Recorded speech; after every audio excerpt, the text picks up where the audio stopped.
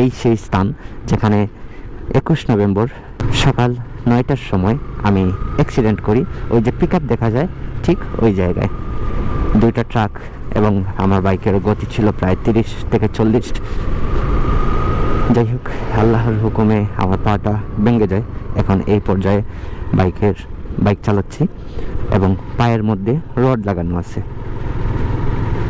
সুস্থতা অনেক বড় একটা নিয়ামত। আমরা প্রত্যেকেই চাই সুস্থ থাকতে, এবং আমি মহান আল্লাহর কাছে দোয়া করি যেন সবাই সুস্থ।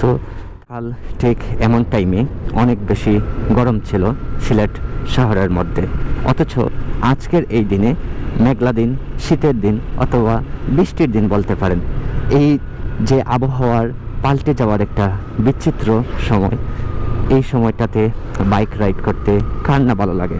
অবশ্য আমরা যখন পুরুষরা একা থাকি তখন আমাদের ইচ্ছা হয় বাইক নিয়ে ঘুরে বেড়াই শহরের আনাচে কানাচে বিভিন্ন স্থানে।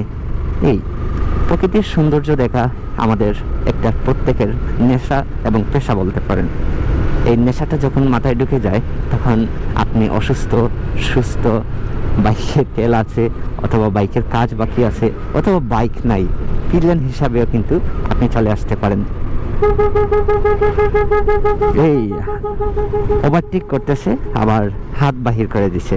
এখন একটুর জন্য আমার শরীরে ধাক্কা লাগতো, যদি ধাক্কা লাগতো বড় ধরনের কোনো ক্ষতি হতে পারতো।